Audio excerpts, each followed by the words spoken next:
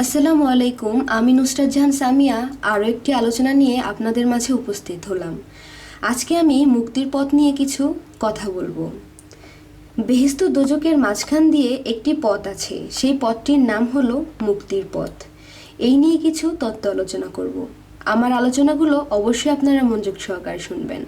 এই দুনিয়াতে কাজে রইলাম, দুনিয়াভি কাজ করলাম আর খেলাম, বাড়ি গাড়ি করলাম, এর ফাঁক দিয়ে যতটুকু ইবাদত করলাম, বিনিময়ে দোজক থেকে বাঁচার চেষ্টা করলাম এবং বেহেশতটি চাইলাম।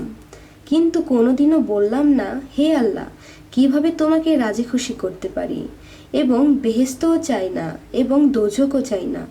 হে আল্লাহ, শুধু তোমাকেই চাই। কেননা যাহারা বেহেশত পাইল তাহারা নিশ্চয় আবার দোজক পাবে, যাহারা দোজক পাইল তাহারা আবার বেহেশত পাবে। দোজক বেহেশত এমন একটি বিষয়, যেমন রাতের পর দিন তেমনি দিনের পর রাত নিশ্চিত। তাহলে মুক্তি কি? মুক্তি কিভাবে পাওয়া যায়? মুক্তির পথ আসলে কেমন? মুক্তি পেতে হলে এই দুনিয়া থেকে মুক্তি হতে হবে। যেমন দুনিয়াবি সমস্ত খারাপ ছেড়ে দিতে হবে। কাম, ক্রোধ, লোভ, মোহ, মায়া, মৎসর্য সমস্ত কিছুই ছেড়ে দিতে হবে। দুনিয়ার কোনো কিছুর জন্যই আফসোস করা যাবে না।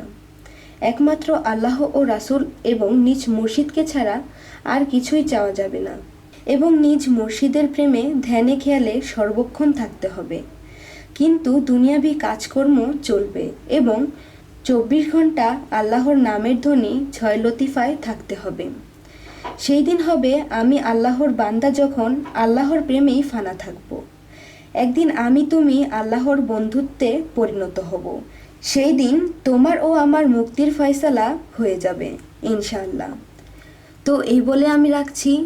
সকলে আমাদের চ্যানেলটি সাবস্ক্রাইব করবেন, অবশ্যই আমাদের সাথে থাকবেন। আল্লাহ হাফেজ।